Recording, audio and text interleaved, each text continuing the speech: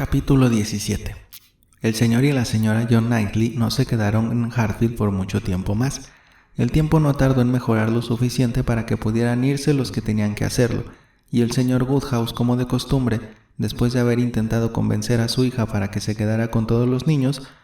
tuvo que ver partir a toda la familia y volver a sus lamentaciones sobre el destino de la pobre Isabela. La pobre Isabela, que se pasaba la vida rodeada de personas a quienes adoraba, ensalzando sus virtudes y sin ver ninguno de sus defectos, y siempre inocentemente atareada, podía considerarse como un verdadero modelo de felicidad femenina.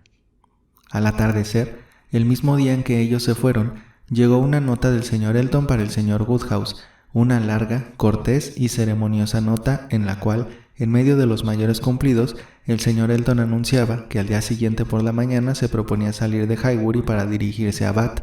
en donde, correspondiendo a las reiteradas invitaciones de unos amigos, se había comprometido a pasar unas cuantas semanas y lamentaba infinitamente que, debido a una serie de circunstancias derivadas del mal tiempo y de sus ocupaciones, le fuera imposible despedirse personalmente del señor Woodhouse, de cuyas amables atenciones guardaría siempre un grato recuerdo,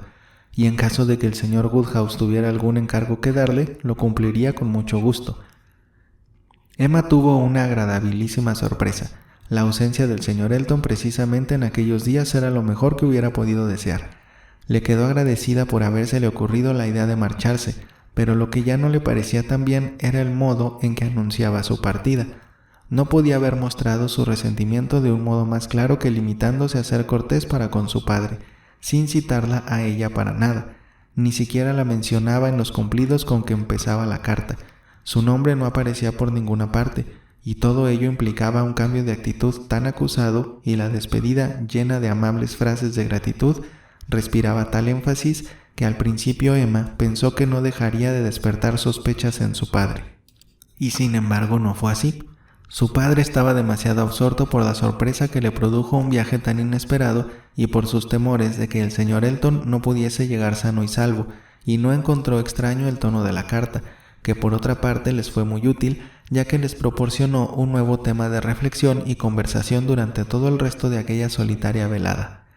El señor Woodhouse hablaba de sus temores, mientras que Emma, con su habitual solicitud, hacía todo lo posible por desvanecerlos.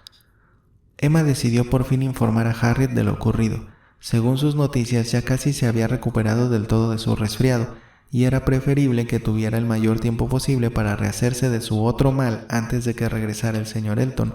Así pues, al día siguiente se dirigió a la casa de la señora Goddard para tener aquella penosa y necesaria explicación.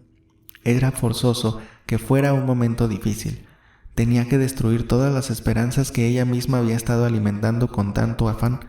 mostrarse en el ingrato papel de la que había sido preferida y reconocer que se había equivocado totalmente y que todas sus ideas sobre aquella cuestión habían sido erróneas, como todas sus observaciones, todas sus convicciones, todos los augurios que ella había hecho durante las últimas 6 semanas.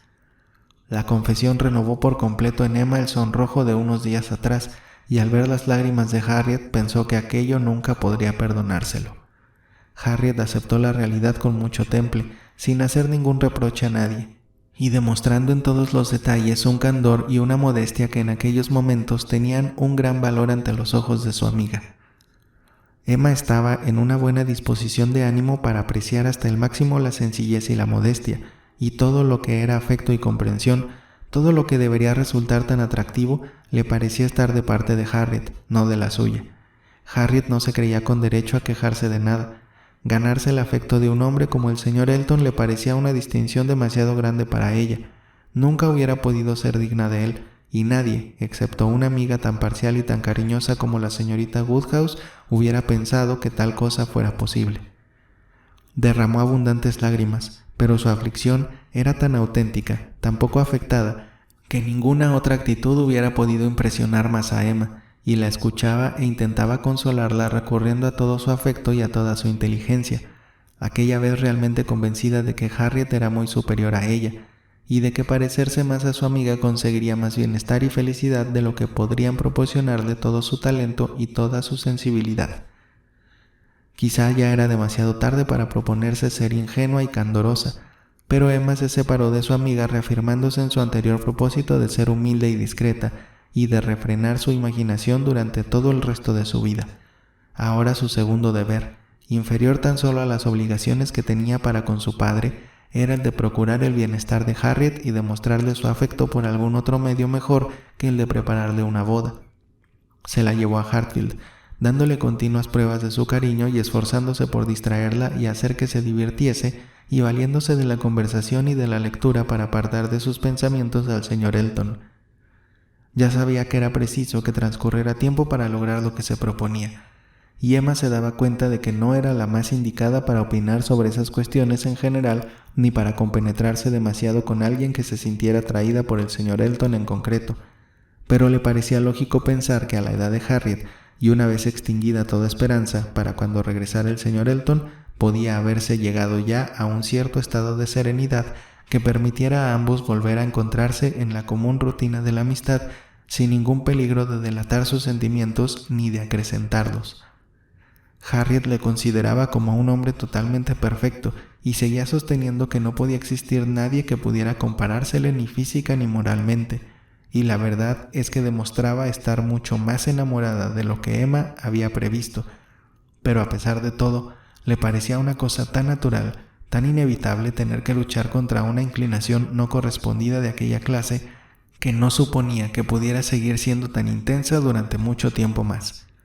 Si el señor Elton a su regreso manifestaba su indiferencia de un modo evidente e inequívoco, como Emma no dudaba que tendría interés en hacer, no creía que Harriet siguiese empeñada en cifrar su felicidad en verle o recordarle. El hecho de que los tres estuvieran tan arraigados, tan profundamente arraigados en el mismo lugar, era un mal para todos y cada uno de ellos. Ninguno de los tres podía cambiar de residencia ni cabía otra posibilidad de elección en el trato social. Era inevitable que se encontraran unos con otros y tenían que componérselas como pudieran. Harriet además tenía poca suerte por el ambiente que había entre sus compañeras del pensionado de la señora Goddard, ya que el señor Elton era objeto de adoración por parte de todas las maestras y alumnas mayores de la escuela, y Hartfield era el único lugar en donde podía tener ocasión de oír hablar de él con fría serenidad o con crudo realismo. Donde se había producido la herida, allí debía ser curada, si es que era posible, y Emma se daba cuenta de que hasta que no viese a su amiga en vías de curación, no podría recuperar la verdadera paz.